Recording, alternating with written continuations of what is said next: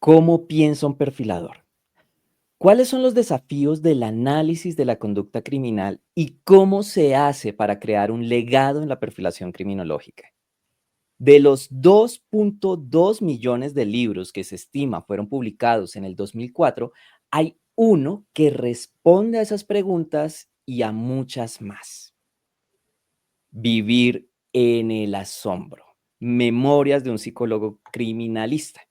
Un libro que funciona como una biografía, como un manual o como un true crime. Vivir en el asombro es el más reciente libro de Juan Enrique Soto Castro, un muy querido amigo de la casa, y es gracias a él que este episodio se identifica como una masterclass. Así que prepárense y sean bienvenidas y bienvenidos a esta barra criminológica cargada de perfilación.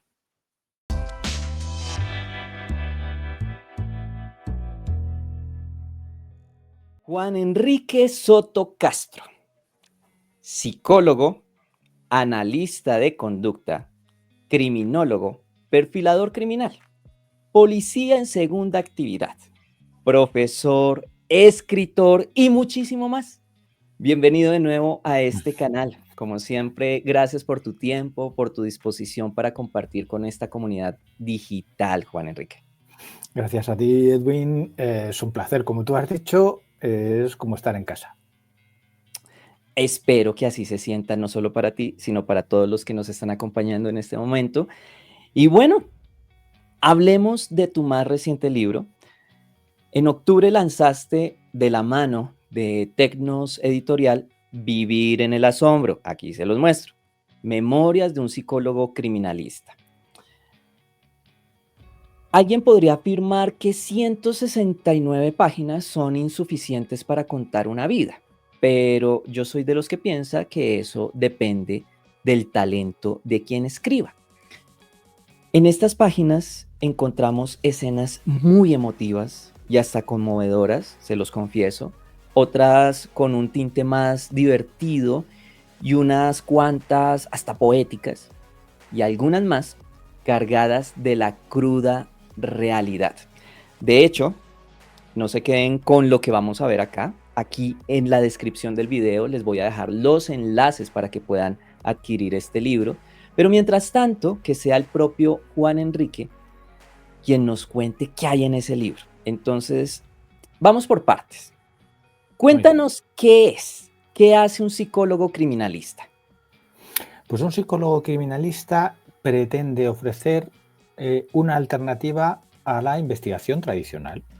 Es decir, una investigación al uso es la que llevan a cabo esos investigadores, esos miembros del grupo de homicidios, del grupo de atracos, del grupo de delitos contra las personas, como se llama, acompañados de esos otros profesionales que englobamos dentro de ese campo que llamamos criminalística, ¿no? Que son los encargados de detectar esos indicios físicos que luego van a analizar y que, si sale bien todo, que es lo de esperar, pues se convertirán en pruebas, ¿no? Esa es la investigación tradicional y funciona en la mayoría de los casos, pero no en todos. Es decir, hay un porcentaje que varía en función de la tipología delictiva en la que los casos quedan sin resolver, incluso aunque haya suficientes, no, aunque haya muchos indicios físicos. Es decir, hay casos en los que se necesita algo más. Ese algo más lo puede ofrecer como una alternativa el análisis de conducta, la psicología criminalista. ¿Por qué? Porque no se va a centrar en indicios concretos, no se va a centrar en actuaciones que tenga que hacer policía judicial, los investigadores en general, sino que se limita nada más y nada menos que a buscar conductas, comportamientos y el porqué de cada uno de esos comportamientos. Pero no nos engañemos, al final las preguntas que el analista de conducta hace están orientadas a conseguir indicios físicos, porque sin ellos no vamos a conseguir una condena. Es una vía alternativa que tiene otra forma de mirar y cuya base es la psicología. Ok, o sea, ya con el título del libro, el subtítulo y con lo que nos cuentas, ya es tremendo teaser de lo que hay adentro. Pero claramente, ya después de haberlo leído, mi estimado Juan Enrique, hay mucho más que eso. Y por eso quiero preguntarte, ¿qué te llevó, qué te impulsó a contar tu historia? Que de alguna manera es exponerte a todos nosotros como lectores. ¿Qué hace que alguien tome esa decisión? Yo supongo, porque claro, es una respuesta difícil de dar, por mucha introspección que haya, que la hay, porque yo soy de natural introvertido y eso Sí, implica una constante introspección. Pues como yo mismo me digo, a lo mejor tengo que utilizar ese analista de conducta para ver por qué lo hice, ¿no? Y eso requiere manejar todos los datos disponibles. Y para mí uno de los datos que creo que han sido más determinantes en esta cuestión ha sido el estado emocional provocado por el abandono, por el cambio de situación con respecto a la actividad profesional de policía. No puedo negar que el final de esa carrera policial en lo emocional pues ha resultado complicado, ujú, complicado, ¿no? Y esa situación emocional de alguna manera pedía resolverse del mismo modo que el propio trabajo de analista de conducta, que es muy intenso a veces, porque trabajas con mucho sufrimiento, claro. necesita ser gestionado, ¿no? Ujú, Entonces, de alguna manera, ese final de etapa tenía que gestionarlo. Y el otro dato que traemos a colación es el que mi principal vía de ventilación emocional ha sido siempre la escritura. Yo soy una persona, como decía, muy introvertida. A mí me cuesta mucho las relaciones sociales, hablar con los demás. Me cuesta, ¿no? Porque además soy radicalmente introvertido. Y mi sistema de escape siempre ha sido la escritura. Así que dije, pues qué mejor modo de soltar toda esa emoción que en un texto. claro. Y llegamos al tercer factor. Y el tercer factor es escribir unas memorias no es fácil. No es nada fácil porque constantemente tienes que estar filtrando lo que quieres contar, lo que no quieres contar, cómo contarlo, Claro. sobre todo en una actividad que ha llevado tantos años y que ha involucrado a terceras personas, ¿no? Ujú, Pero lo que sí tenía muy claro es que era una cuestión de uno o cero. Es decir, no había posibilidad a los matices. Si me pongo, lo tengo que contar tal cual lo he vivido, tal cual lo he sentido, es decir, con total honestidad. Porque si no, no habría podido salir. O escribir unas claro, memorias para mentir es lo mismo que mentirse a uno mismo, ¿no? Entonces que no es me peor todavía, encajaba. claro. Ajá. Así que todo eso está ahí así volcado, todo ese derroche emocional, ¿no? Porque tú lo has dicho muy bien en la entrada, ¿no? Hay cosas para reír, hay cosas para llorar, hay cosas para frustrarse. Es toda una vida, al fin y al cabo. 30 años pues dan para muchas emociones y muchas situaciones. Y como hablábamos en una oportunidad ya más cercano, hubo mucho que quedó por fuera. O sea, también Sí, fue un, claro, un ejercicio de efectivamente. filtrado muy Sí. juicioso el tuyo. Sí, pero esa, sobre todo lo que queda fuera, no es que se oculte porque haya una mala intención, Ujú, sino simplemente porque involucran a terceras personas o a sí, asuntos que, dada la profesión, pues es mejor no mencionar. Es decir, una cuestión de discreción ujú, profesional. claro que sí. Para los que hasta ahora estén conociendo a Juan Enrique en esta entrevista, aquí arriba les voy a dejar la tarjeta de una entrevista, ya de un capítulo que hicimos con él en el año 2024, antes de que lanzara su libro, en el que exploramos su rol como escritor, porque créanme que Vivir en el Asombro, es uno Es hasta ahora el último de una larga seguidilla, que yo espero sea todavía mucho más larga, pero para que conozcan más el trabajo como escritor y esa vena artística y emocional de quien se ha definido como introvertido. Ahí podrán encontrar todos sus textos, sus opiniones personales sobre cuál es su preferido, qué implicó cada uno de esos libros. Entonces, se los dejo aquí en la tarjeta.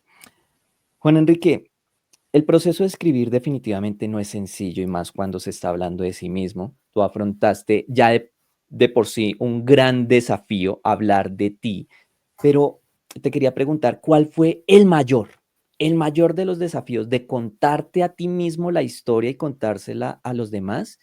Y en consecuencia también, ¿cuál ha sido la mayor satisfacción de este ejercicio biográfico narrativo, expositivo, además? Sí, pues sigo con esa raíz, ¿no?, de la exposición, ¿no?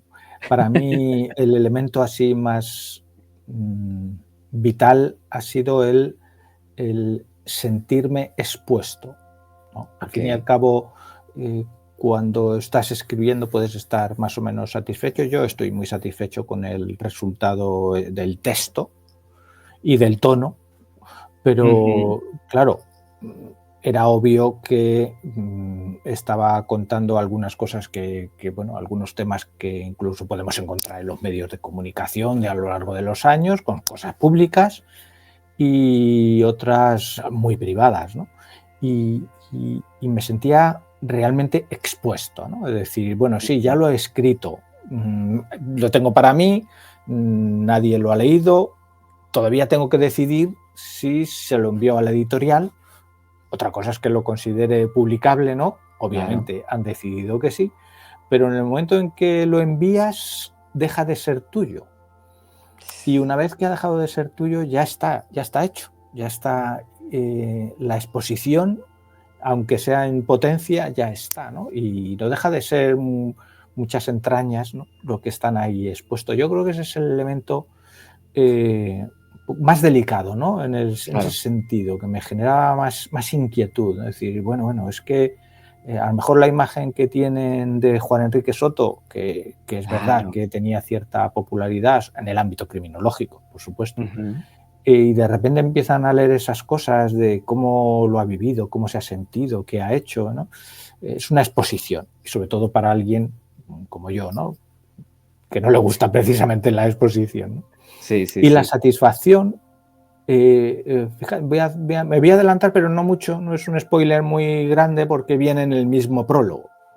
El prólogo del libro lo escribe un buen amigo, catedrático que se acaba de jubilar, además hace muy poquito, Manuel de Juan Espinosa, catedrático de Psicología de la Universidad Autónoma de Madrid, Ujú. un monstruo de conocimientos y una increíble persona. Y nos conocemos desde hace muchos años y le pedí que escribiera el prólogo.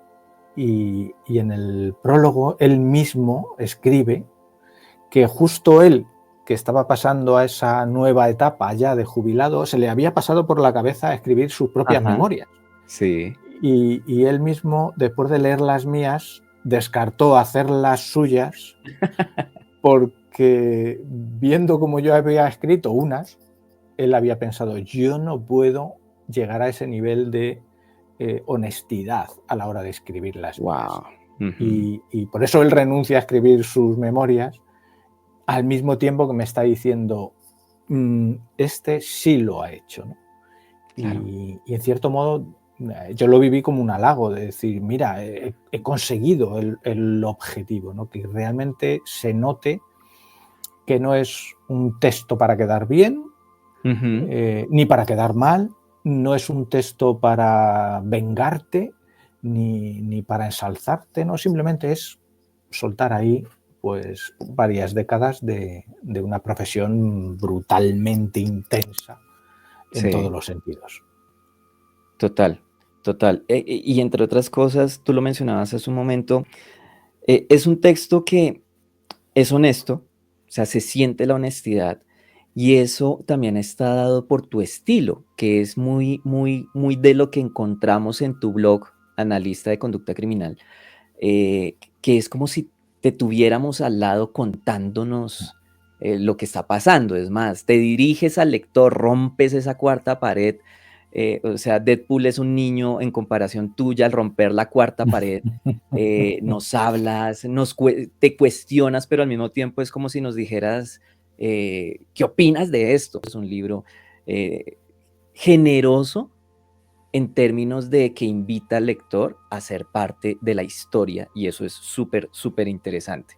Claro, ahí te corto porque Adelante. siempre, bueno, siempre es una expresión, ¿no? Lo de siempre, ¿no? Pero de toda la vida he pensado que, al igual que Platón, al igual que Antonio Machado, estaban convencidos de que la mejor manera de pensar es dialogando, ¿no? Ujú, Y yo a la hora de escribir me lo planteo así, como un diálogo. Es verdad que no puedo tener al lector a mi lado, claro, pero de alguna manera se consigue, a través de la escritura romper esa pared, esa cuarta pared, ¿no? Y establecer un diálogo. Quizás es un diálogo diferido en el tiempo, con un timing un poco extraño, pero sí, el diálogo se produce porque, fíjate, incluso estoy recordando en su día, cuando uno era más joven, y ese uno se refiere a mí, claro, yo escribía mucha poesía.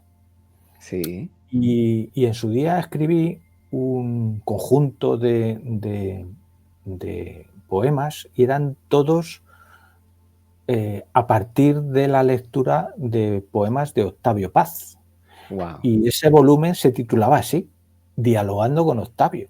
En Ujú, cierto modo, eso que él desgranaba en sus versos, yo lo vivía como si le estuviera escuchando y me estuviera hablando. Y a su vez claro. me provocaba a mí una respuesta. Fíjate, no había pensado yo en esa obra que tiene ya sus años, pero el principio es el mismo, y fíjate, se mantiene desde, yo no recuerdo los años que hará que escribí eso, ¿no? Ese Ajá. diálogo está ahí entre escritor y lector, siempre. Lo cual también es un ejercicio creativo impresionante, o sea, no cualquiera lo logra como tú lo has logrado. No solo hablando de ti como persona, como ser humano, de tus anécdotas privadas de alguna manera, sino también de tu rol profesional. Y quisiera pasar a ese punto comentándoles, yo sé que algunos van a conectar con la idea que les voy a compartir, y es que cuando hablamos de perfilación criminal o criminológica, hay nombres que suelen surgir de inmediato, que Robert Ressler, que John Douglas, que David Canter, que Brent Turby, y son nombres que han sonado durante muchísimo tiempo. Pero el de Juan Enrique Soto ha empezado a tomar un lugar importante y además merecido, y no es porque tú estés acá, es realmente merecido, gracias no solo a tu honestidad y seriedad profesional, sino también a ese aporte científico que has hecho, yo diría ya que casi a nivel mundial, ¿sí? Perdóname un poco la hipérbole, pero es que para allá va, ¿sí? Lo No es podemos poco dejar en decir habla que muchos hispana si países quieres. ya Sí. te leen y te estudian, y es gracias al método Vera. ¿M? Ujú. Y de ese método nos hablas en tu libro. ¿De dónde surgió, Juan Enrique, la idea de crear un método de perfilación criminal, de analizar para analizar la conducta criminal? Sí, pues eso lo tengo claro, claro, tengo clara la idea, otra cosa es el proceso. Obviamente que fue bastante largo, laborioso, un poco como decimos aquí en España, al estilo del río Guadiana, que es un río curioso porque es muy largo, pero tiene muchas de sus partes son subterráneas, con lo cual aparece y desaparece a lo largo de su cauce, ¿no? Ok, Pero la idea, el germen real y concreto es la necesidad de convencer al resto del sistema judicial de que la psicología aplicada a la investigación criminal podía ser tan rigurosa científicamente como otras muchas técnicas que se emplean. Entonces, yo tenía la ventaja de que, como yo trabajaba en el campo, es decir, estaba investigando delitos graves, pues tenía todo ese ámbito práctico a mi absoluta disposición, con lo cual no necesitaba un laboratorio, la vida real ya era mi laboratorio, pero sabía que solo con demostrar que la técnica era útil no era suficiente, que había que convertir esa utilidad, había que vestirla más bien de ese ropaje de seriedad, de rigor, de cientificismo, que se pudiera defender ante un tribunal tan escrupuloso y normativo como es precisamente el sistema judicial, ¿no? Entonces, ese es el germen, es decir, conseguir que no solo fuera útil, sino que además se pudiera defender científicamente su utilidad. Juan Enrique, yo no te quiero meter en una camisa de 11 varas, pero escuchándote, me surge una pregunta. Según tu respuesta, ¿podemos llegar a considerar que otros, entre comillas, métodos o enfoques de perfilación carecen de ese potencial para convencer al sistema de justicia y de defenderse científicamente en un estrado? Yo creo que sí, porque en no pocas ocasiones la bondad de determinadas metodologías ha descansado demasiado, y esto es una opinión muy particular, en la persona que ha llevado a cabo esa metodología. Y eso es un error, porque en el momento en que lo personalizas, estás convirtiendo el método en algo vulnerable, porque en el momento en el que esa persona pueda ser, y yo estoy seguro de que todos, absolutamente todos, somos vulnerables, porque todos tenemos nuestros prejuicios, nuestros sesgos, etcétera, etcétera, pues el método ya, al ser vulnerable, pierde la potencia que debería tener. Y sobre todo porque nos movemos en un ámbito, el judicial, en el que la duda juega en nuestra contra. Digo, juega en los que investigamos, en contra de los que investigamos el delito, ¿no? Esa vulnerabilidad, en el momento en que se pueda equiparar a la duda, ya lo convierte en inservible. A lo mejor durante la fase de investigación puede venir muy bien, perfecto, puede hacer sugerencias a los investigadores fantásticas, y los investigadores las siguen y consiguen esclarecer el hecho, perfecto. Pero en el momento en que eso traspase la línea de la mera ayuda al investigador para convertirse en un fundamento que explique algunos de los datos que esa investigación ha conseguido, ahí ya empiezan los problemas.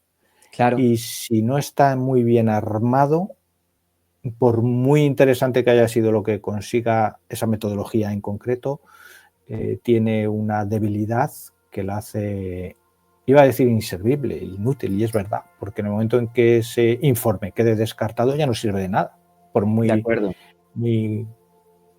muy potente que sea la personalidad del individuo en cuestión, ¿no? No, de acuerdo, de acuerdo. Y conecto contigo con la idea de que efectivamente hay algunos enfoques que se privilegian más por su representante que por su efectividad. Y como lo dije en una charla, creo que el año pasado, a veces caemos en un ejercicio profesional basado en una falacia de autoridad. Porque lo dijo X, es que así es en este caso. Y pues eso complica. Pero yo sí quisiera pedirte de la manera más corta posible, porque no quisiera tampoco perder el espacio para charlar de otros aspectos que hay en tu libro, pero para los que están llegando a ti y a tu ejercicio profesional y a tu labor como analista de conducta, que nos enteres un poco de qué va el método Vera. ¿Qué es el método Vera? ¿Cómo funciona un poco? Puedo intentarlo. A ver, solo voy a necesitar unos 25 minutos. Perfecto. No. Con 2 o 3 me vale. A ver, el método Vera es un proceso lógico. A mí, en mi opinión, bastante sencillo. ¿Por qué digo sencillo? Porque solo tiene 3 fases. Una fase de recopilación de datos, a partir de los cuales se hacen una serie de inferencias, que son relaciones entre esos datos. Esas inferencias vienen a funcionar como conclusiones parciales, y esas inferencias, también relacionadas entre sí, nos van a llegar a unas conclusiones, a unas hipótesis finales, que son el perfil. El elemento distintivo es que esos datos de los que he hablado se agrupan en 4 categorías. La categoría víctima, la categoría escena, escena del delito, la categoría reconstrucción del delito y la categoría autor. De tal manera que cuando nos metemos a investigar un hecho delictivo concreto, un caso único, que puede ser serial, por supuesto, pero es un único caso, vamos tomando los datos según los detectamos y los vamos colocando en su categoría correspondiente. Datos de víctima, de escena, de reconstrucción y autor. Y a cada uno lo vamos a identificar con un código.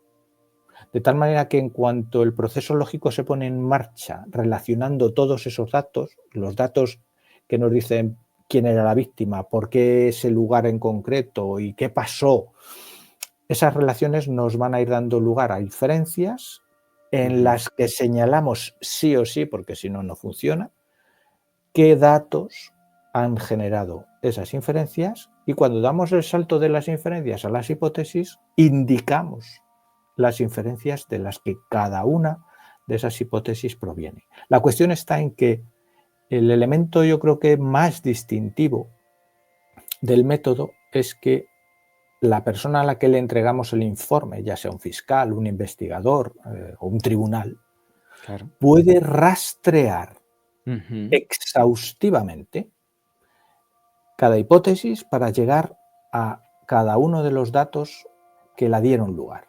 O al revés, podemos llegar desde los datos a las hipótesis. Un camino lógico que se puede rastrear exhaustivamente. De tal manera que no hay ninguna afirmación que el analista de conducta deje en el informe que no se pueda ver y comprobar y refutar de dónde proviene. Al final de cuentas termina siendo un informe, pues como producto, ¿no? Porque el proceso va implícito, pero resulta siendo un informe muy transparente. No es que yo digo que voy a inventar algo y bastante Exactamente. hollywoodense, es que el agresor tiene problemas de relación con su mamá porque sí, porque ajá y porque a mí me parece, sino que acá realmente hay una secuencia lógica que juega mucho, escuchándote, se me vino a la cabeza la figura del silogismo, sin la obligatoriedad de que todo sea deductivo o del rigor de la certeza, más bien, de la certeza absoluta, pero sí esa secuencia de premisas que se van alimentando entre sí, lo cual lo hace incluso para los tribunales, para fiscales, para abogados en general, sencillo de leer, porque es mucho de lo que se ve en la argumentación jurídica, esa construcción del argumento. O sea Claro. que es un informe súper transparente e interesante. Juan Enrique, a propósito del método Vera, que ya ha demostrado ser muy, muy útil, que se ha defendido en tribunales, tú lo has sacado de España. Ya en otros países ya se habla de ti, como lo mencionaba hace un momento, se te reconoce el aporte que has hecho. No quiero sonar lisonjero, se los prometo, pero yo soy uno de ellos, precisamente porque es el único método que yo conozco después de revisar varios, que realmente es un método. Hay una secuencia, hay un procedimiento, hay una instrucción. No se queda únicamente en revisa la información e infiere. Ujú. O sea, es una instrucción demasiado vaga. ¿Cómo empiezo? ¿Por dónde? ¿Con qué orden? ¿En qué prioridad? No, acá hay algo de eso.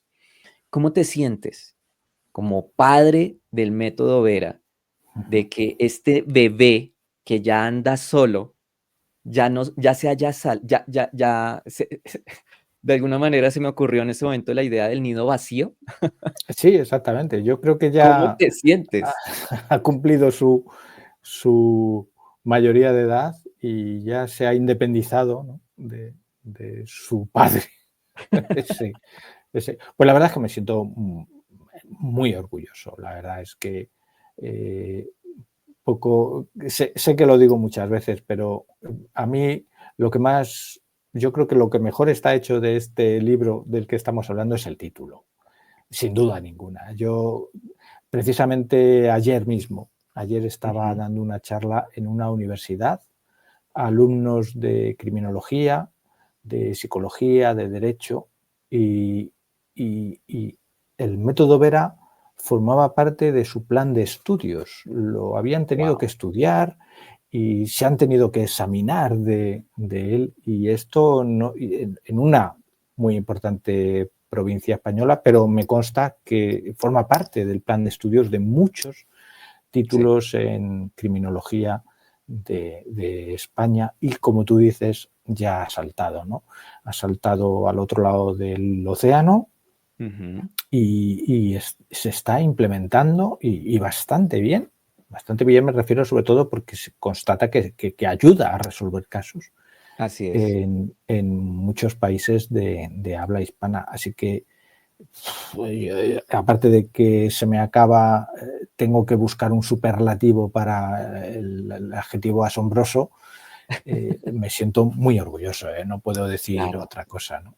Ni más faltaba. Y tienes todo el derecho a estarlo porque de verdad es un logro increíble y es un aporte inconmensurable. O sea, yo te aseguro que más de uno te agradecemos por ello y celebramos que incluso sigas divulgándolo porque es necesario para darle un estatus de cientificidad real, de validez al ejercicio de la perfilación o del análisis de la conducta criminal en las investigaciones judiciales. Vivir en el asombro. Claro, es tu historia, pero es una historia que, como tú bien lo narras, se cruza y de alguna manera se alimenta con otras historias y en tu libro relatas algunas de ellas por su relevancia. Y si está bien para ti, yo quisiera invitarte a que habláramos un poquito de Ujú. algunas de esas historias relevantes que hacen Muy bien, parte de vivir claro. en el asombro. Ujú. Una de ellas tiene que ver con un suceso ocurrido, una serie de sucesos, de hecho, ocurridos entre el 2001 y el 2008, una serie de ataques sexuales en Madrid. Y esto fue denominado por algunos como el caso de el violador del búho. ¿Cuál fue tu participación? ¿Cuál fue tu rol en este caso? Bueno, pues para mí es un caso muy importante, y para mí y para el método Vera, porque cuando yo estaba diseñando el método, cuando estaba todavía en fase de diseño, necesitaba, además coincidió con que mi faceta operativa en ese momento había sido sustituida por una faceta docente, es decir, durante el tiempo que se cometían las agresiones por este Ujú. individuo, yo era profesor de uno de los centros docentes de la policía. Así que necesitaba casos reales para sustentar el método y que se convirtiera ya en lo que en mi mente ya era una tesis doctoral. Así que, aprovechando la amistad de una investigadora, fui a solicitarle casos que me permitiera ayudarla en la Ujú. investigación de casos. Y uno de ellos fue este. Ok. Así que me vi inmerso asesorando a la compañera y a su equipo sobre un agresor serial bastante violento, y sobre todo, y lo más triste, es que no había modo de conseguir detenerle, no ya detenerle, sino ni siquiera identificarle, ¿no? Y Wow. tú lo has mencionado, pasaron años y este Ujú. individuo sistemáticamente iba cometiendo agresiones, así que me acogieron fenomenal. La verdad es que la compañera, yo le estoy muy agradecido. Su papel al final es determinante, y empezamos a trabajar, y el método Vera con ese caso acabó cogiendo su forma actual. Con lo cual, pues bueno, pues es un caso muy relevante para mi historia Claro. profesional y para el método Vera. Claro, y de hecho lo narras así en tu libro, una invitación, se ha dicho de paso, una invitación para que si quieren curioseen qué pasó en ese caso, además porque el remate fue Sí, muy televisivo, muy tiene hollywoodense, o sea, un final eh, muy diferente, muy chocante, muy inesperado, diferente, sí, o inesperado, sí. sea, es una cosa de locos. Ujú. Juan Enrique, yo leyendo esta narración en tu libro y recordando también mi experiencia profesional, em, claro, uno concluye que este tipo de casos de violencia serial son sumamente complejos y más aún cuando implican violencia sexual y el impacto emocional, psicológico que tienen que cargar las víctimas. Yo te quisiera preguntar, desde tu perspectiva, ¿cómo deberían los investigadores e incluso los analistas abordar a las víctimas en general de violencia sexual, sobre todo sabiendo que ellas están cargando con sentimientos de culpa, de vergüenza, de miedo y no lo podemos negar, también de incredulidad con el sistema?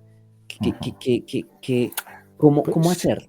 pues tú fíjate, Edwin, que se ha dado una circunstancia en estos últimos tiempos en el que empezó, vete tú a saber, una desde una entidad administrativa en una provincia, en Toledo Ujú, empezó, efectivamente, una, un departamento dedicado a la violencia contra la mujer, pues como parte de sus actividades genera una actividad concreta dirigida a policías. mm, Y le debió llegar mi nombre y dijo, ¿te interesaría venir? Son policías los alumnos y la idea es tratar sobre cómo abordar, ¿no? Cómo abordar el ujú. tema victimológico en este tipo de asuntos. Por supuesto, dije que sí. Ya tenía además muy claro qué tenía que decir. Y lo curioso es que debió quedar muy bien porque de Toledo vino Guadalajara, de Guadalajara vino Melilla, después vino Jaén. Es decir, las distintas delegaciones se iban pasando el Ajá. dato, no, llamar a Juan Enrique, porque lo que me escuchaban era algo diferente. Y lo voy a resumir en un dilema, que era el dilema que yo les ponía para empezar a los policías. Y es, bueno, además, un dilema que yo he vivido, porque yo he sido investigador de delitos sexuales, con lo cual yo he Claro. vivido ese dilema, ¿no? Ujú. Y el dilema era más o menos el siguiente, ¿no? En el momento en que nos enteramos de un hecho, ¿no? Imaginaros que tenemos allí una víctima que nos está refiriendo a haber sido agredida sexualmente y llegamos los policías y independientemente de la indignación que podamos sentir como personas, somos policías que llegamos ante una víctima, ¿no? Y como policías, nuestra ansia, permitirme la expresión, es que me dé rápidamente toda la información disponible porque tengo que ir a detener Tal a ese cual, así sujeto, ¿no? es, Ese así es es. el ansia, ¿no?, del policía. Ese es uno de los elementos del dilema. Pero luego hay otro elemento, y ese elemento es el estado psicoemocional de la víctima. Y fíjate que no Ujú. menciono el físico, porque ahí no hay dilema. No. Porque si nosotros llegamos a una víctima y vemos que está herida, automáticamente no lo pensamos, no hay ansia siquiera. Rápido Ajá. que vengan los sanitarios, que esta mujer precisa ayuda. Así que ese elemento queda fuera de la ecuación. Por un lado tenemos el ansia por obtener datos y esclarecer el hecho delictivo, y por el otro el estado psicoemocional de la víctima. ¿Qué es Ujú. más importante? ¿A qué le tengo que dedicar la mayor atención y sobre todo la atención prioritaria? Así es. ¿Vale? Ese es el dilema. Bueno, yo he sufrido el ansia por detener al agresor, pero eso ha ido perdiendo cada vez más peso y hoy por hoy si a mí me preguntan, lo tengo clarísimo. Es Ujú. mucho más importante atender a ese estado psicológico y emocional de la víctima que obtener datos.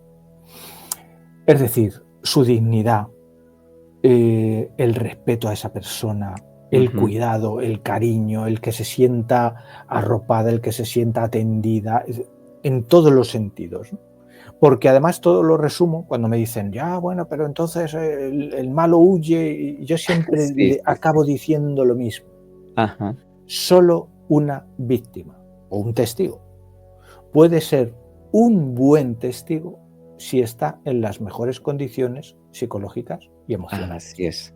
Y solo cuando está en ese estado nos va a poder proporcionar datos verdaderamente válidos, de calidad, útiles.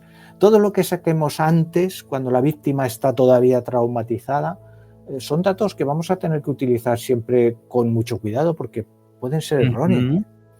Así es. Entonces, así enfoco yo esta situación. No, y El es, día es genuino, y es muy importante lo que tú estás diciendo, porque a veces en el sistema de justicia hay un afán, una premura del caso, el caso, el caso, y resulta que es el caso sobre las personas, por encima de las personas, de lo que tú acabas de mencionar, la dignidad, su estabilidad.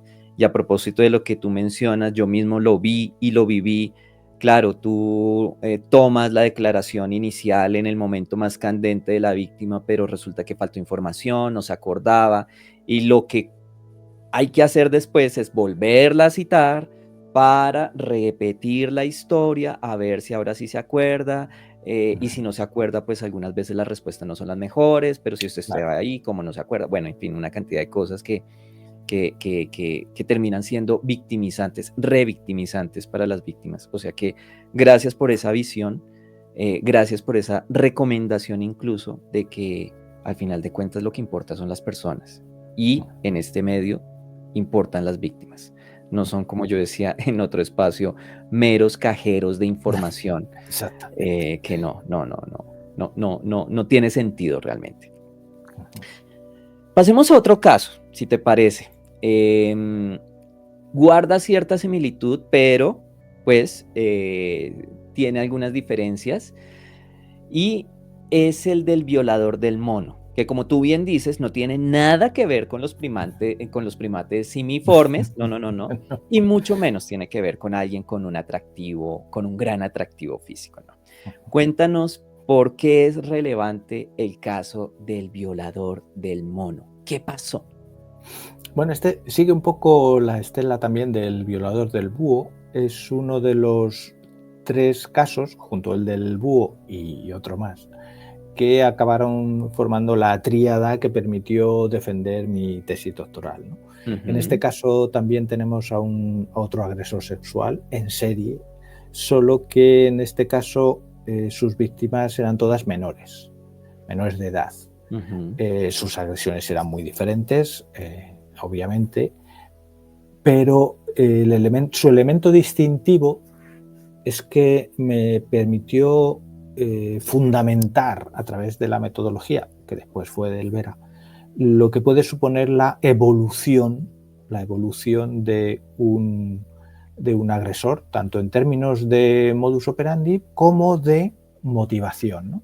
Claro. Porque en sus 8 agresiones, creo que fueron 8, aunque pues ya la memoria me empieza a fallar, eh, se puede ver perfectamente cómo va evolucionando en la medida en que empieza con actitudes y acciones de prueba para ver si es capaz de hacerlo, qué capacidad de control tiene, qué satisfacción puede conseguir. Va haciendo todo tipo de pruebas y según va obteniendo resultados va cambiando. Y esa evolución llega un momento en que la puedes rastrear. La rastreas perfectamente, la fundamentas y te da una idea muy cabal de las posibilidades de una metodología basada en el análisis de conducta, ¿no? Claro. Porque al contrario del violador del mono, sus agresiones eran todas prácticamente iguales, no hay cambio, es un Ujú. tipo de agresión muy estable, ¿no? Sin embargo, en el violador del mono la evolución es muy clara, en el sentido de que sus primeras víctimas tienen 8 años y sus últimas tienen 13. Claro. Y si hubiera seguido agrediendo, sus agresiones habrían sido cada vez más completas, con víctimas más formadas fisiológicamente. La evolución estaba clara, ¿no? Sí, Y eso para el método Vera fue muy importante también. claro. Yo estoy seguro que más de uno dirá, ¿pero qué? ¿Dos violadores? Pues sí, dos violadores, ¿qué le vamos a hacer? Pero fíjate que esta seguidilla de casos que tú planteas en tu libro em, me hizo clic con una idea, y es que cuando tú ves noticias, casi que es inevitable que se narre, si no mensualmente, pues sí con cierta periodicidad, eh, la captura o el posible actuar de un delincuente sexual serial. ¿M?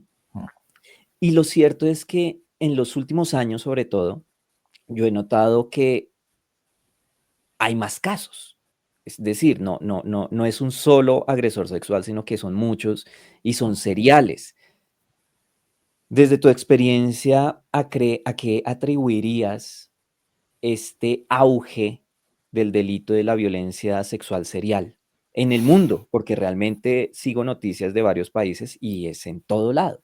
Claro, yo a ese nivel de amplitud no llego, ¿no? Sí que por la realidad española lo tengo muy claro, ¿no? Del Ok. mismo modo que el asesino serial es un fenómeno relativamente raro en un país como España.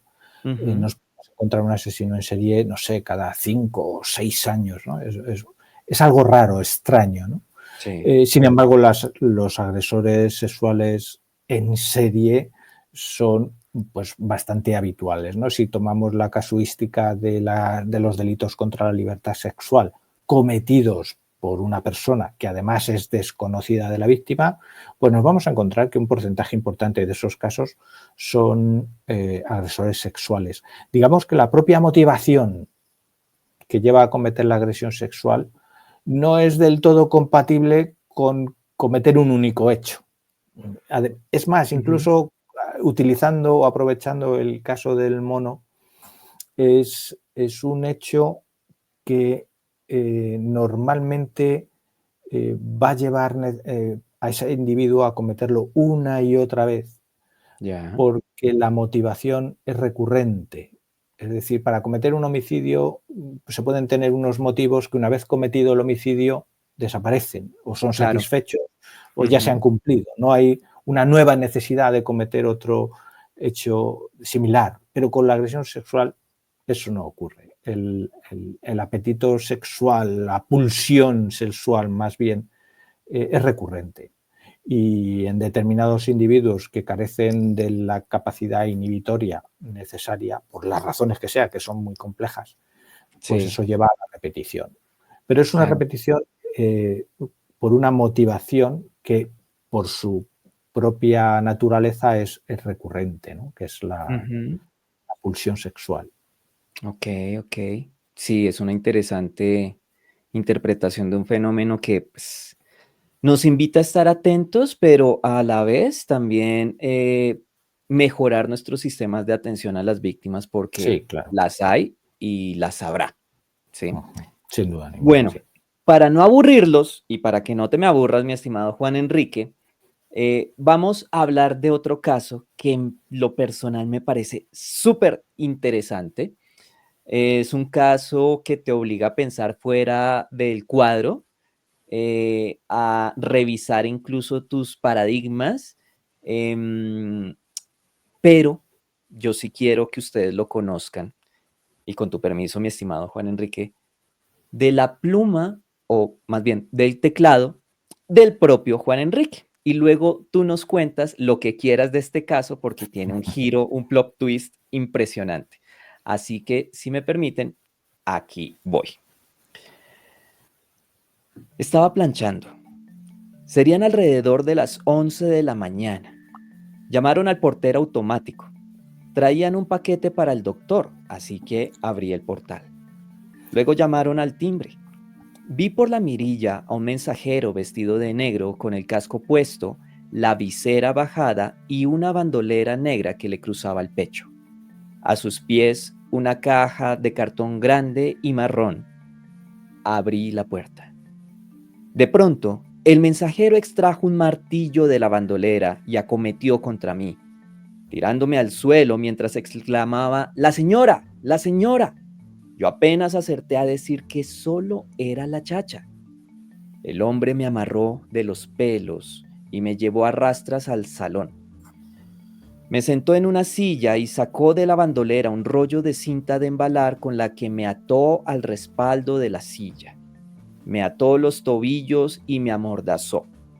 Después sacó su teléfono móvil y comenzó a hacerle fotos a los retratos del salón y a los muebles mientras decía que todo eso lo hacía por su niño. Y todo sin quitarse el casco de moto ni subirse la visera. Me dejó allí y se fue por el pasillo. Escuché ruidos de cajones y armarios que se abrían. Luego olí humo y del miedo que sentía me oriné encima.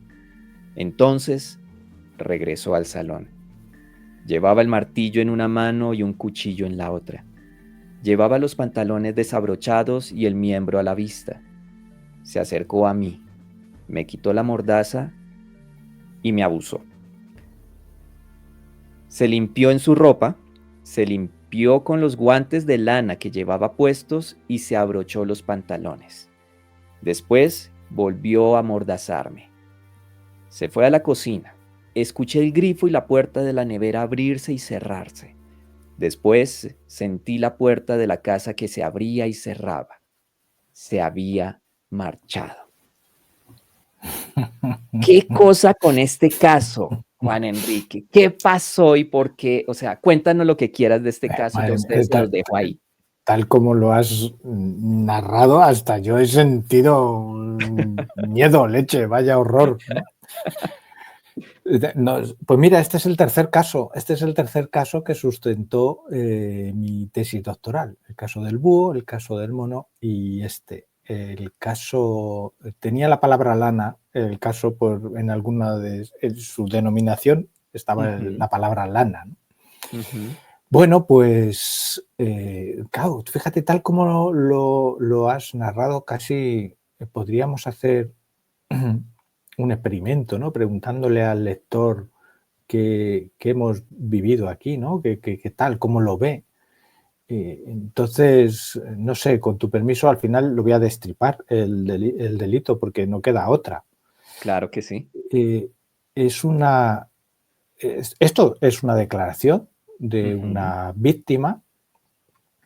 Hay que decir que de esa casa desaparecieron, creo recordar que fueron unos 3.000 euros, que efectos personales del doctor, del dueño de la casa, fueron quemados parcialmente en una bañera, que había ciertos armarios revueltos y demás, y que la propia familia, como hemos mencionado, el dueño de la vivienda era un pediatra.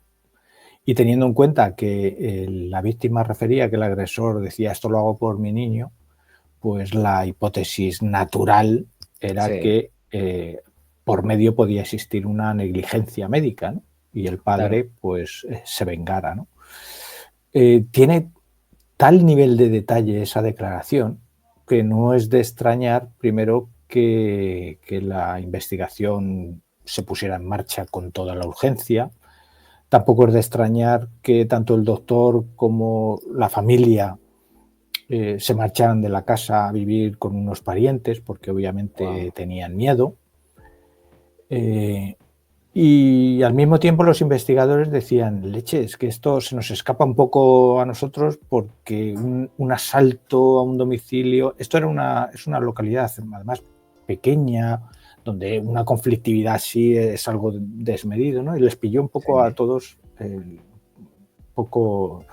les alarmó demasiado, ¿no? Y vieron que necesitaban ayuda, ¿no?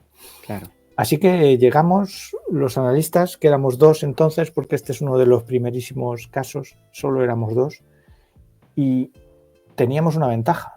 y es que esa declaración está tan llena de acciones, de comportamientos, que era ideal para un análisis conductual. Y como tú bien has señalado, hay ciertos elementos conductuales muy interesantes, ¿no? Por ejemplo, el hecho de que ella mirara por la mirilla y viera a los pies el paquete y lo describiera perfectamente. Sí, completo. Y cuando llegamos los analistas, uno se pone a un lado de la puerta y otro a este. Yo miro por la mirilla, ahí está mi compañera, y por la configuración del espacio no puedo verle más allá del busto, ¿no? Y ¿cómo es posible que me describa? Y elementos así, algunos muy conductuales, nos llevaron a sugerir a los investigadores en un momento dado algo así como que no dejéis de buscar al agresor, pero echarle un ojo a la víctima, porque había algunas, como esta que os he relatado, algunas incongruencias, ¿no?, en su declaración. Hay un par de ellas psicológicas muy interesantes, que además yo las he utilizado mucho en formación porque es un caso que se da muy para esto, y son puramente psicológicas. Y si me dejas te las describo en un instante. Pero por favor. Bueno, pues fíjate, la primera. Tenemos a un agresor que viene muy motivado a vengarse, lo resumo así, ¿no? A vengarse, a amedrentar, a asustar, a amenazar, a causar daños, ¿no? Las cosas que quemó, eso son una constatación de querer hacer daños. Pero al mismo tiempo, repito, es un individuo emocionalmente alterado. ¿Y qué arma portaba este individuo alterado? Un martillo. Por lo tanto, ¿qué deberíamos esperar? Martillazos. No hay ninguno. Claro. Nada, ni uno solo, ni pequeñito siquiera. Hay una contradicción en cuanto a la motivación. Sí. Y otra motivación muy interesante que no aparece en la narración es que una vez que la mujer es liberada, el último en llegar a la casa es el dueño de la casa, el médico pediatra. Y la mujer, según lo ve llegar, por favor, descartar cualquier tipo de vinculación sentimental entre ambos. No la hay. El caso es que cuando el doctor entra en la casa, ella ya está liberada, corre, le abraza y dice: van a por ti y a por los niños. Wow. Y psicológicamente es una enorme contradicción. ¿Por qué? Después de lo que le pasó. Claro, te acaban de violar. Y tu preocupación es que al doctor, que a tu jefe le han amenazado. O sea, es otra contradicción psicológica tan potente que aquello nos puso en la pista como analistas de conducta de que aquella declaración, bueno, había que mirarla despacito, ¿no? Así que efectivamente se hicieron varias sugerencias, la investigación avanzó gracias a esas sugerencias y efectivamente al final todo fue un montaje para quedarse con esos 3.000 euros que había en la casa. El problema yo creo que es que lo adornó demasiado. Si simplemente... Tú ya pensando como delincuente, o sea, yo lo hubiera hecho mejor. ¿Qué pasó? Se debió gustar, la devoró el papel, ¿no? Le metió demasiado Hollywood al asunto para ser Exactamente, más creíble, ¿no? Que eso también suele sí, pasar, ¿no? claro, porque además, claro, es que escenificar un delito no es fácil, porque una cosa es que tú sepas intelectualmente lo que puede pasar en la sucesión de actos y otra cosa es que seas capaz de reproducirlo. Claro. Y lo que tú no puedes esperar es que, según dices que un individuo se limpia en unos guantes de lana, con lo poroso que es eso, Sí. si esa persona, como relatas, manipula manivelas y puertas, necesariamente tiene que haber una transferencia de indicios biológicos. Y aquello estaba más limpio que nada, ¿no? Es decir, es un caso muy bonito, muy interesante. No, yo Y me lo muy gocé la lectura. psicológico, muy Sí, psicológico. completo. No les vamos a contar cuál es el remate final. Ya También Juan Enrique nos tiene dio su pistas.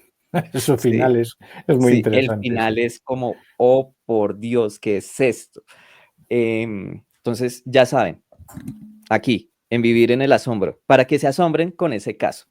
Es muy bueno. De verdad que es uno de los fragmentos del libro, de los pasajes del libro, Juan Enrique, te confieso que más me gocé porque también me dio la oportunidad a mí de hacer el ejercicio contigo. Oye, pero la visual, el orden, los daños, aquí hay algo, aquí hay algo. O sea que muy interesante además como ejercicio casi novelesco de poner al lector a investigar también.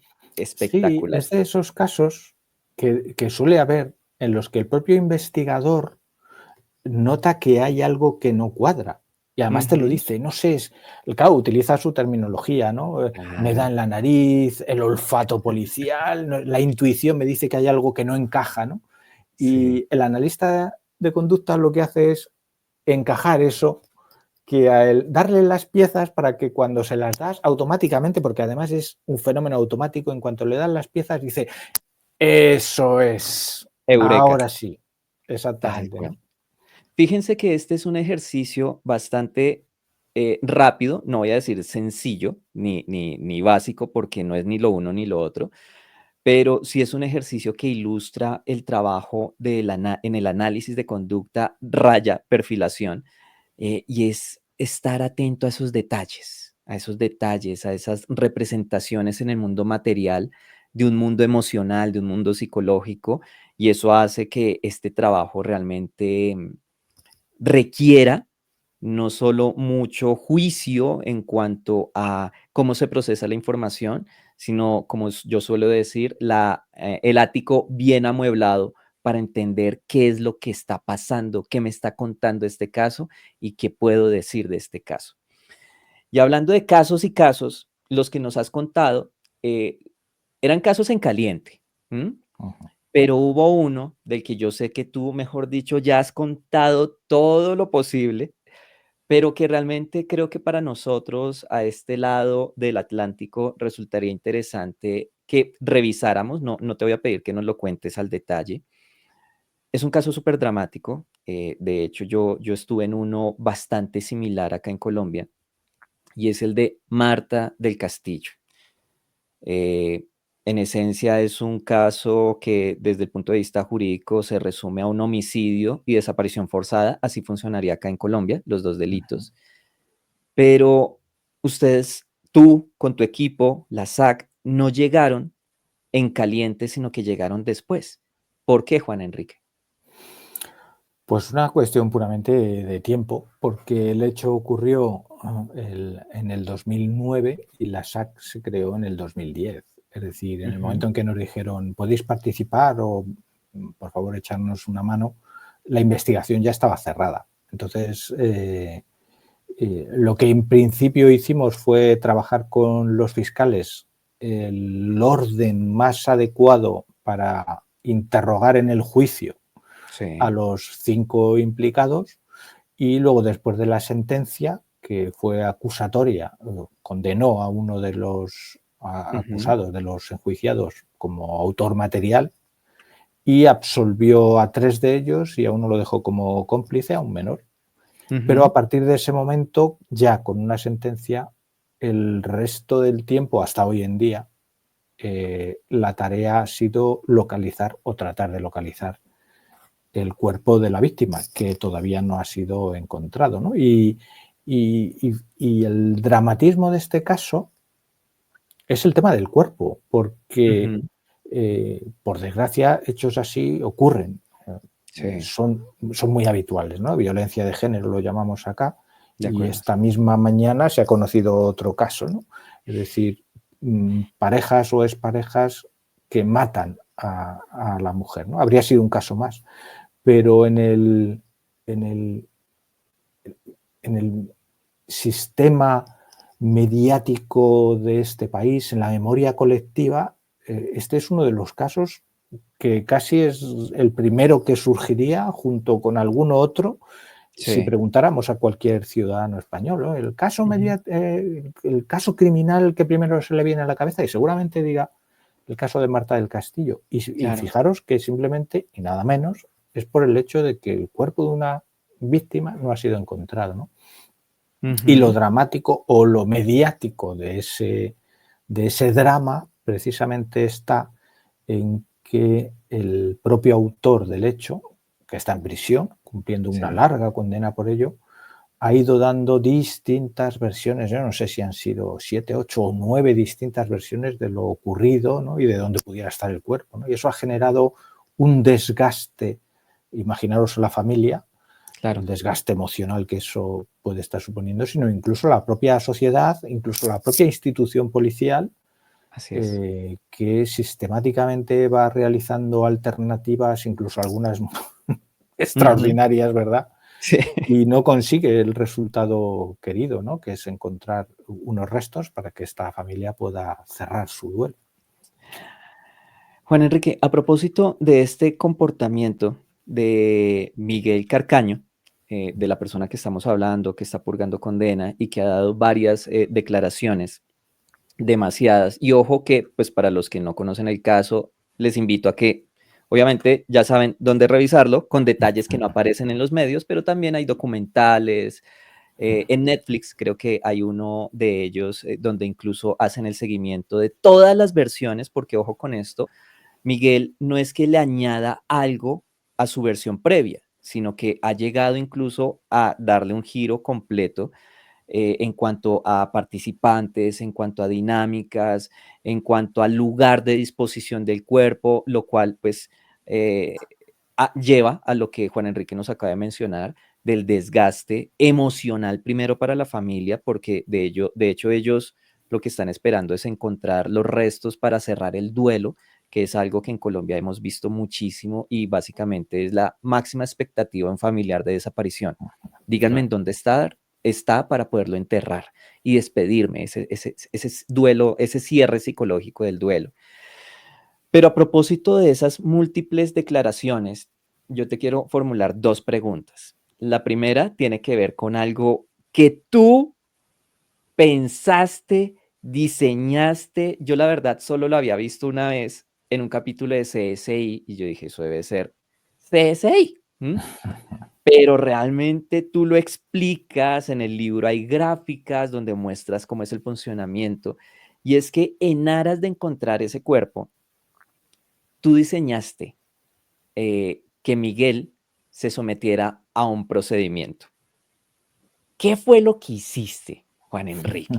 A otro nivel. Eso fue llevar el análisis de la conducta a otro nivel. ¿Qué se te ocurrió? No, pues la cuestión fue utilizar una técnica muy sofisticada, pero que se usa sistemáticamente en el ámbito clínico, y Ujú. es el análisis de los potenciales cognitivos evocados que son producto de la actividad eléctrica de nuestro cerebro reaccionando ante determinados estímulos, ¿no? Ujú. Si me permites, te voy a pedir que pongas las dos cámaras porque voy a hacer una sugerencia, si no te importa, ¿vale? Oh, por Dios, me van a coger de conejillo de indias. Sí, no, pero no tanto tú, sino tu ambiente.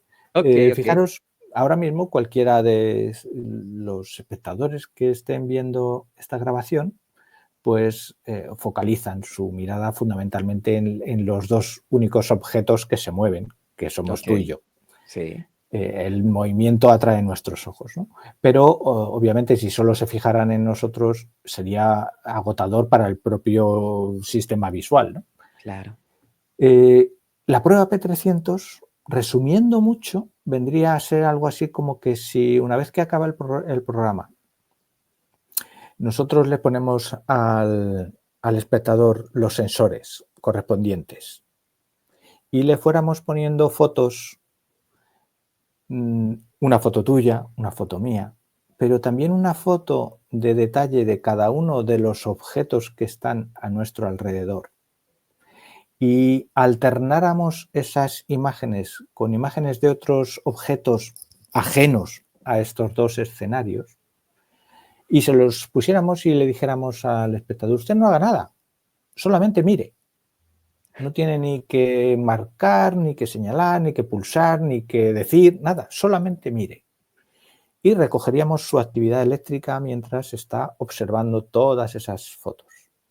Bueno, pues después depuraríamos esa señal eléctrica Y ya te digo yo que cada vez que aparece una imagen de un objeto que sí está a nuestro alrededor, ¡pum!, saltaría una onda P300 que Uf, estaría diciéndonos que su cerebro ha reconocido ese objeto.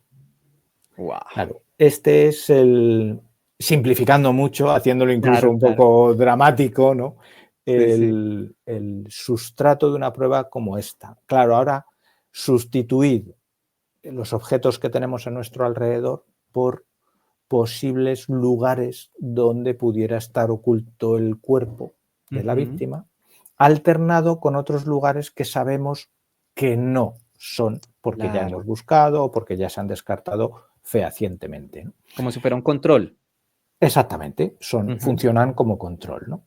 La cuestión está en que en esta prueba, pues, su cerebro reaccionó significativamente por 3 veces ante una misma localización, Que era la escombrera.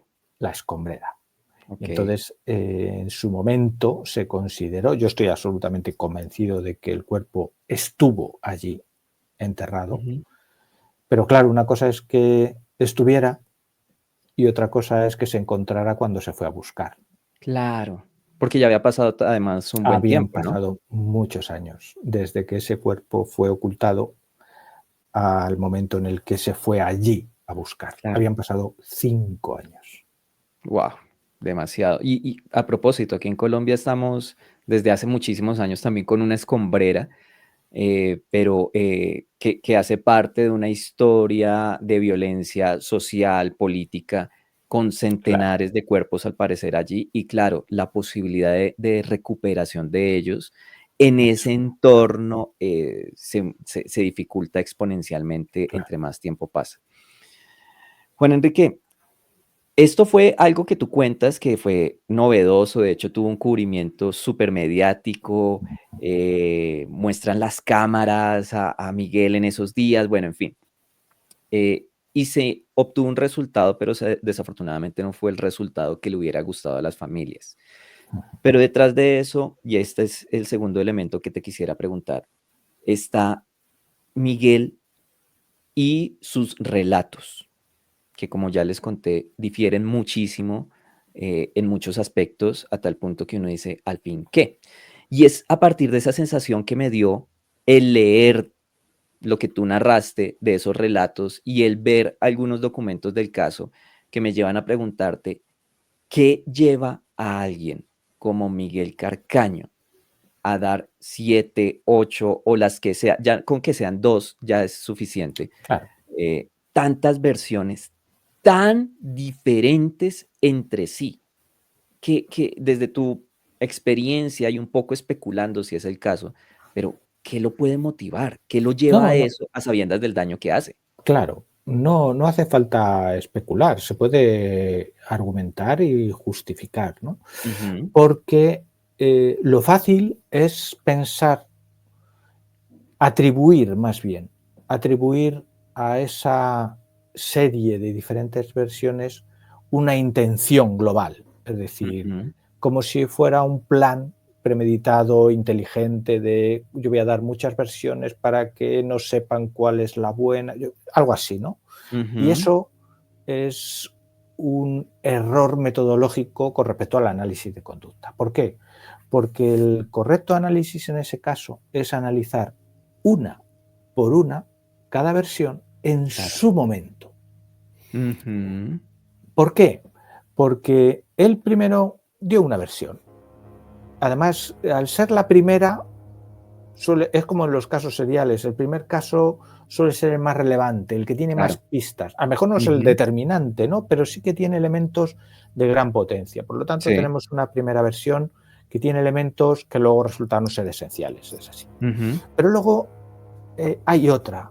Y es otra versión en la que no me sé el orden, pero para el caso vale, en el que de repente el homicidio se ve acompañado de una agresión sexual. Es Y como la dices tú, tercera. Sí. sí, pero la cuestión está en que de repente hay otra nueva versión en la que ya no es Ujú. un homicidio casi imprudente, ¿no? Fue una discusión, Sí. un golpe sin querer, ¿no? Luego se convirtió en una agresión sexual cometida por 2 personas. Ajá. Y dices tú, ¿y este cambio ahora por qué? Claro, si él hubiera mantenido la primera versión, hubiera sido juzgado por asesinato por un tribunal de jurado, por un tribunal popular. Ah, claro. En el momento en el que aparece la agresión sexual, si hubiera sido el jurado, digamos que era un caso emocionalmente intenso y eso con un jurado popular, pues desde el punto de vista de su defensa, tiene más vulnerabilidades.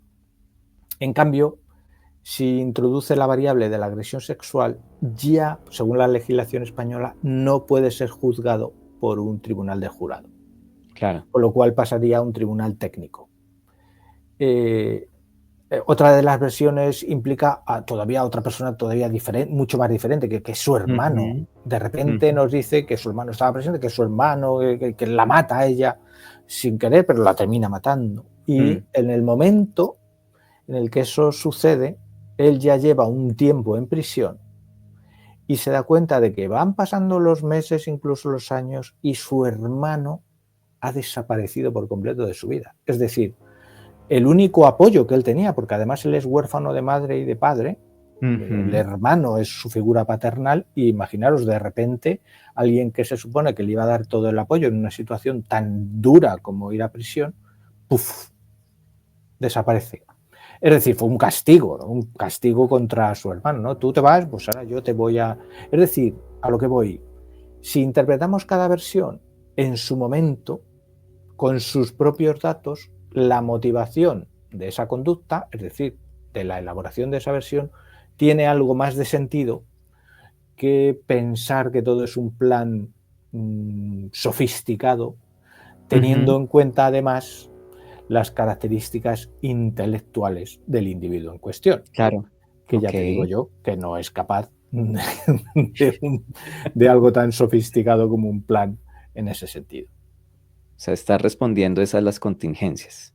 Exactamente. Ujú, Es una conducta reactiva, no todo lo reactiva. contrario, para nada proactiva, no, no, es puramente a reacción. A costa de las familias, de la familia, Claro, de fíjate la hasta qué sociedad en punto general. que él fue condenado a 20 y tantos años de prisión. Creo que ya ha cumplido las 2/3 partes y ya estaría en disposición de acceder a un cambio de grado en prisión. Wow. Bueno, pues este individuo sistemáticamente le han denegado todas y cada una de las solicitudes de permiso y seguramente no habrá un cambio de grado que le permitiera salir X horas al día de prisión, precisamente porque el juez de vigilancia penitenciaria, con muy bien criterio en mi opinión, dice que mientras que él no colabore realmente y de una manera que objetivamente se considere que está colaborando, pues no le van a conceder nada, porque Muy encima no le sensato, van a claro, premiar, ¿no? claro. Sí, Así sería absurdo, que pero va a pues cumplir su condena completa, al no ser que ajá, pase algo que permita localizar el cuerpo. claro, claro. Como se dan cuenta ustedes en este libro, Vivir en el asombro, Memorias de un psicólogo criminalista, hay de todito. Hay historias interesantes, hay casos, particulares, pero también hay lugar para los casos que mueven, que conmueven, que entristecen, porque, pues, es una realidad que no es este caso refleja una realidad que no es únicamente de España, sino de muchísimos países, y también nos revela lo intrincado que puede llegar a resultar, e incluso lo egoísta que puede llegar a ser, la mente de los criminales. Y a propósito de esta expresión de la mente de los criminales, en este libro también se narra los orígenes de la sección de análisis de la conducta, que curiosamente,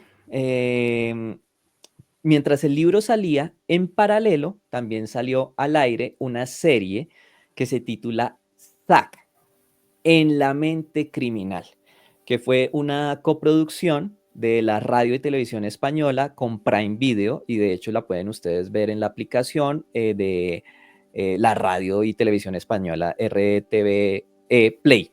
Listo, aquí les dejo la información. Esa serie es un true crime que explora diferentes casos en los que tuvo participación la SAC. De hecho, menciona uno de los que hablamos en este momento con Juan Enrique, pero también narra los orígenes y la participación de esta sección que tú fundaste. Es más, tú participaste en esta serie, das tu opinión sobre algunos casos, sobre la dinámica y el trabajo al interior de la sección, y hay un video que me parece memorable y espero que esté lo dejo más bien en este capítulo porque me parece que es una pieza histórica de la historia de la perfilación mundial. Así que ahí se los dejo. Por primera vez en España, un equipo de la Policía Nacional se encarga de analizar la mente de asesinos, violadores o secuestradores. La nueva unidad de análisis de conducta realiza un perfil psicológico para dar con el criminal antes de que deje más víctimas. Secuestros, extorsiones, homicidios, agresiones sexuales. El servicio nace a semejanza de otros del FBI o de Scotland Yard y estudia la conducta del delincuente para anticiparse a su siguiente movimiento. Es un ahorro en tiempo, en medios y lo que es aún más importante, la posibilidad de detenerlo lo antes posible, lo que ahorra víctimas. La sección de análisis de la conducta de la Policía Nacional, que dirige el inspector y también psicólogo Juan Enrique Soto.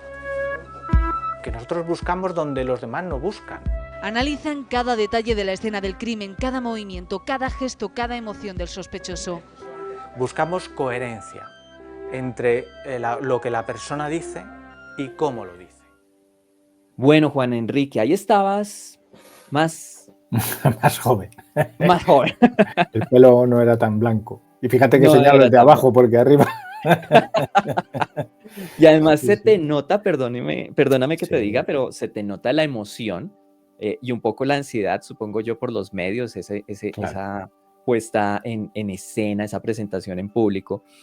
Pero te quería preguntar, ya tú cuentas parte de esa historia en tu libro con muchos más detalles, incluso detalles desde las entrañas de lo administrativo, de los Sí. intríngulis de poder y de expectativas y de intereses y demás. Pero ahora que aparece esta serie, que de hecho se las recomiendo, tiene tres casos y un episodio especial únicamente de la SAC. Muy lindo realmente, muy conmovedor, si me permiten decirlo. Juan Enrique, ¿a ti qué sensación te deja que la historia de esta sección que tú pensaste, casi que creaste desde ceros, también de la mano con el método Vera, además de estar plasmada en tu libro, ahora tenga su propia serie de televisión? ¿Cómo te hace sentir eso? Bueno, pues es que te puedes imaginar cuando...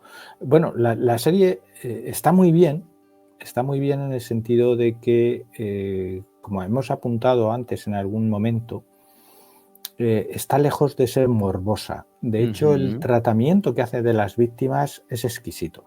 Sí. Ya que menciona casos, pero el tratamiento de las víctimas es exquisito. Y esa era una de las condiciones que yo tenía muy claras para poder participar. Y lo han hecho muy bien. Es una producción muy interesante. Se ve que además tenían medios y ha quedado muy bien, ¿no? A mí me da mucho apuro. Me da mucho apuro cuando mientras lo estás haciendo no hay mayor historia porque estás ahí, estás rodando, son muchas horas de trabajo y mucho pensar cómo se dice, qué se hace. Claro. Es decir, mientras estás ahí inmerso, pues bueno, no ves el producto. Pero es verdad que en un momento dado, cuando ya ves los episodios, ¿no? Y te ves ahí ya realmente como una tercera persona, y dices, madre mía, es que todo esto es cierto, todo esto ha pasado. Así es. Es verdad, ¿no? Y hay una frase que en un momento dado que yo no me la esperaba, porque además no la digo yo, y cuando estoy viendo el episodio y todo esto que tú has dicho ya muchas veces, sin ser lisonjero, como dices, y que en un momento dado uno de los invitados diga, Juan Enrique, hablar de Juan Enrique Soto es, fíjate que me estoy emocionando. Dices hablar de la historia de la perfilación criminal. Pues chico, mira cómo me pone. Así que con eso está todo dicho. Claro. Y es la verdad, Juan Enrique. Lo que pasa es que desde la introversión quizás no se abraza esa sensación de grandeza Bueno, de lo ya que me has recupero, hecho, ya me recupero. pero es cierto, es cierto. Y bueno, varias cosas. A propósito de la serie, el tratamiento en particular de un episodio, les quiero compartir mi experiencia particular. Spoiler, hay un capítulo del caso del violador del mono que cuenta con algunos de los relatos de las víctimas, pero es un tratamiento tan respetuoso, tan digno y sobre todo al final hay un momento en el que nos habla una de las víctimas que además tiene cierta relevancia en redes sociales y artística, y hay un momento de edición en la cual Juan Enrique está diciendo algo y luego se funde con una canción y con la presentación musical de una de las víctimas que es realmente conmovedora. O sea, tiene una factura, una calidad que realmente me gustó mucho. Es un producto que se los recomiendo. Aquí les dejo nuevamente la imagen para que la busquen, para que la vean, no solo por Juan Enrique, sino porque es parte, la SAC, así como uno habla de la unidad de ciencias del comportamiento, de la unidad de conducta, de análisis de la conducta, o en Colombia de la unidad de perfilación, o después del CEVAP, y así en otros países, la SAC es parte de la historia de la perfilación en el mundo. Y es por eso también que quiero preguntarte algo, y creo que también voy a tocar emociones, pero quería preguntarte, después de tanto tiempo en la SAC, después de tantas aventuras, ¿qué es lo que más extrañas de estar allá y de las personas con quienes hombro a hombro analizaste conductas criminales? Pues justamente el seguir analizando a ese nivel los casos. Y te voy a poner además un ejemplo colombiano. Ajá. Hace unos meses, pues, estuvimos ahí en Colombia, en la Fiscalía, dando un Sí. curso sobre el Vera y en el formato que habíamos considerado, les solicitamos que llevaran sus propios casos para poner a prueba, para formar en el método y ponerlo a prueba, ¿no? Y que realmente vieran con su propia casuística si aquello tenía utilidad para ellos o no, ¿no? Claro. Y la profundidad a la que penetramos en el análisis de esos casos, bueno, pues me retrotrajo a esos momentos de investigación intensa, ardua, muy intelectual, con esa adrenalina que corre, que corre Ujú. simplemente pensando, ¿no? Como si solo Sí, pudiera correr la adrenalina porque vas persiguiendo a un delincuente. No, simplemente tratando de resolver ese dilema intelectual, ¿no? Ese claro. reto intelectual. Y esa vivencia de trabajar esos casos que además estaban absolutamente fuera de mi contexto, que no conocía Claro. absolutamente ninguno de sus detalles, fue fantástica. De hecho, Ujú. me gustó expresamente por eso, ¿no? Decir, leche, que me he reencontrado, ¿no? Con una actividad que hacía un tiempo ya que tenía abandonada, lógicamente. Claro, claro. Juan Enrique, mm, un nombre, una persona de tu equipo de trabajo que lleves en el corazón. Hombre, pues la compañera con la que me encontré y Ujú. que sí, fuimos el binomio desde que empezamos. Cuando yo me fui 10 años después, siguió allí y Wow. que además era la columna Ujú. vertebral de esa sección. Era Belén, mi Sí. compañera, otra policía, psicóloga y una analista espectacular como pocas también. Ok, el dúo dinámico de la SAC. Sí. Muy bien, Juan Enrique, ya vámonos al tercer. Además que esta entrevista se alargó más de lo esperado, pero la verdad es que se me pasó el tiempo. Pero no quiero dejar de preguntarte un par de cosas, ¿sí? Claro. Como les dije a ustedes, este libro no solo narra la faceta de Juan Enrique como analista, sino también como escritor, como policía, como psicólogo. Y hubo un segmento que a mí me dejó, ¡ah!, quedé quieto, porque resulta que me encontré con la mención de alguien a quien jamás imaginé que me encontraría mencionado en un libro Te veo venir, te veo de venir. Juan Enrique Soto. Sí, y yo dije, no puede ser. O sea, ahora sí, mi admiración, maestro, con todo en mayúscula, te admiro. Y es que resulta que en este libro, Vivir en el Asombro, me asombró porque mencionan nada más ni nada menos que al Caballero de la Noche, el encapotado, el cruzado encapotado Batman. Juan Enrique, ¿cuál es la relación de Juan Enrique Soto con Batman? Pues es que nada, hay que combatir el crimen y cuando llega la noche... No, madre mía, pues si de mi físico dependiera la lucha contra el crimen habríamos perdido hace mucho. No, mira, el origen es el siguiente. Un buen amigo que es criminólogo, que es policía también, es un fanático del cómic, pero del cómic en general, ¿no? Ok. Es un coleccionista además que, bueno, si ves la colección de cómics que tiene, bueno, él se dedica a reseñar, las editoriales les envían sus novedades para que él las reseñe. Es un loco de los cómics, y entre ellos los de superhéroes y entre ellos los de Batman. La cuestión está en que en un momento dado, en una conferencia, él explica lo que fue su trabajo fin de grado en una maestría que hizo, que era el análisis criminológico del mundo Batman.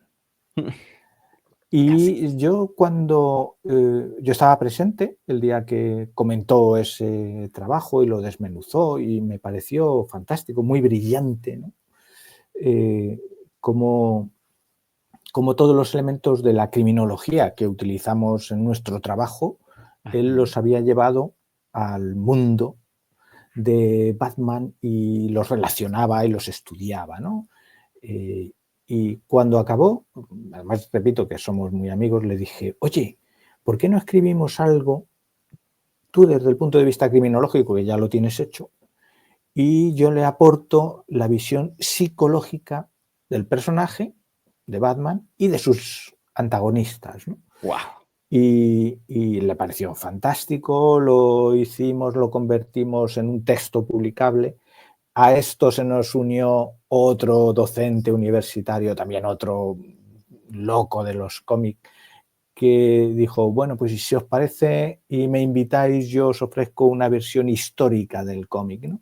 Nada más. Y de repente juntamos allí una serie de capítulos, unos cuantos, con una, yo creo que es de una potencia muy interesante, de una calidad magnífica. Quitando los dos míos, seguramente veis los otros y diréis, pero bueno, ¿esta gente de dónde ha salido? Y la idea es que, si todo va bien, se publique ese ensayo. Pues Batman, estaremos... el héroe trágico. El héroe trágico. Bueno, el nombre ya de por sí dice mucho. Estaremos muy presos. Yo estaré presto, ¿sí? Al lanzamiento de ese Y lo libro, de ese ensayo. comunicaremos como Sí. se debe, por supuesto. Por favor. Pero no te puedo dejar ir sin pedirte una capsulita psicológica de Batman. ¿Qué nos puede decir el Juan Enrique, psicólogo del Caballero Oscuro? Bueno, que es un hombre que nos puede parecer muy interesante en el sentido de que debe ser muy rico en matices, que debe ser una personalidad con unas evoluciones muy marcadas, pero al fin y al cabo es un individuo que no supera el trauma. Batman es un hombre que no supera el trauma, y su medio de superarlo ha sido crear una identidad que le acaba absorbiendo. Es decir, llega un momento, porque aquí es que hago un paréntesis, el análisis que hemos hecho del mundo Batman es el que está basado en los cómics. Claro. Cómics, no en las películas. Entonces, analizando, que además hay múltiples versiones, universos diferentes, etcétera, pero bueno, hemos intentado dentro de esa heterogeneidad mantener una coherencia, ¿no? Y nos encontramos con que Batman es que deja de ser Bruce Wayne. Y Bruce Wayne casi es al revés, ¿no? Es la segunda identidad, ¿no? Tenemos a Batman, es decir, cómo ese juego de identidades es el que utiliza un individuo para superar, sin conseguirlo, un trauma, ¿no? Y Claro. psicológicamente no daría más pistas. Criminológicamente tiene otras muchas, ¿no? Que además No, son pero muy ya con lo que dijiste. polémicas. No, me Son muy imagino, me polémicas, imagino. muy Sí, polémicas. además que Batman tiene ciertas formas que son muy discutibles, lo Exactamente, sí, admito. sí, sí. Pese a mi gusto, Sí. lo admito. Hay cosas que uno dice, hey amigo, te pasaste. Pero bueno, me encanta, me encanta. Estaremos muy atentos y estoy seguro que la van a sacar del estadio con ese ensayo. Además, porque está muy en tono de ese gusto ya un poco más abierto, más manifiesto de los adultos por los cómics. Aquí no Claro. alcanzan a ver mi colección de cómics, pero acá van. Entonces, qué chévere verlo mezclado con esos contenidos serios, formales, Claro. que le dan más matiz a lo que uno se puede encontrar en un cómic como este, poderosísimo, de Alan Moore, de El regreso, de Frank Miller, perdón, del regreso del Señor de la Noche. Y bueno, mi estimado Juan Enrique, ahora sí nos vamos, pero no nos podemos ir sin que seas el primer invitado en Barra Criminológica en repetir la barra libre en ráfaga. ¿Estás listo? Venga, preparado. Dale. Ok, vámonos entonces con esta barra libre en ráfaga. Empecemos. ¿Harley Davidson o Ducati? Harley Davidson. ¿Café o chocolate? De hecho, tengo una. ¿La perla gris? Sí, efectivamente. Ok. ¿Café o chocolate? Chocolate. ¿Todavía te levantas viviendo en el asombro? Absolutamente. Y me acuesto más. Normalmente me estoy acostando por la noche más asombrado de lo que me levanté por la mañana. Maravilloso. Un pecado, uno solo, de los analistas de conducta raya perfiladores. El ego. Sin comentarios. Tu mayor desafío como escritor. Realmente quedarme satisfecho cuando termino de escribir y diga esto es lo que quería transmitir y de esta manera. Muy bien. Tu mayor virtud como profesor. Yo creo que es la capacidad de comunicarme con el alumnado. Cierto, doy fe de ello. ¿Qué le depara en una palabra el futuro a Juan Enrique Soto Castro? Tengo que sonreír porque literatura, mucha literatura. Ay, seremos felices entonces muchos con ello. Y la última, la de irnos, dicen acá en Colombia, decimos en Colombia. Hace unos cuantos años, Juan Enrique, estuviste jugando en la calle con balones de goma y tras un parpadeo entraste a estudiar psicología. Hoy, el Juan Enrique que está en esta entrevista, ¿qué le dirías a ese niño y a ese estudiante de psicología? Que arriesgue. Le diría que arriesgue, que hay que arriesgar, que el conformismo y la autocompasión son malos compañeros de viaje en esta vida. Dentro de un orden, arriesgar. Una cosa es arriesgar y otra cosa es la temeridad. Claro. Así que arriesgar. Es decir, si quieres algo, a lo mejor vas a tener que luchar por ello más de lo que en principio habrías considerado. Y otra muy buena. Déjate llevar por la intuición. Eso lo tengo clarísimo. Muy buena. Buenos consejos, no solo para esos Juan Enrique, sino que creo para todos nosotros. Mi estimado Juan Enrique, definitivamente tu aporte, lo mencionaba hace un rato, ha influenciado la vida y el ejercicio profesional de muchísimas personas en diferentes lugares. Y no creo estar equivocado al decir que, en consecuencia, tú has influenciado la administración de justicia de muchos países. Tu legado en lo que va es muy grande.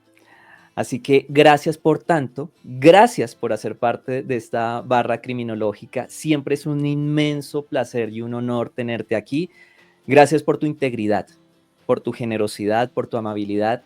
Y desde este lado del globo, te deseo que tengas muchísimos años más viviendo en el asombro. Muchas gracias, Edwin. Y ahora yo qué digo, después de lo que acabas de soltar. Nada, que volverás algún día. Eso seguro. Barra. Ya soy un barra criminólogo serial. Oh, por Dios. Yo siempre he dicho que la serie con 2 ya vale, así que sí, con 3 ya lo certificamos. Sí, ya tienes el sello de serial. Entonces, nada, Juan Enrique, de verdad, muchísimas gracias. Saludos en casita, muchos éxitos. Y bueno, a todos ustedes que se quedaron hasta el final de esta entrevista, muchas gracias por estar aquí. Ya saben que este programa es por y para ustedes y, por supuesto, son libres de comentar, dar me gusta, compartir, siéntanse libres, que este espacio también es de ustedes. Y como siempre, mis mejores deseos van para ustedes y para los suyos. Nos vemos en la próxima.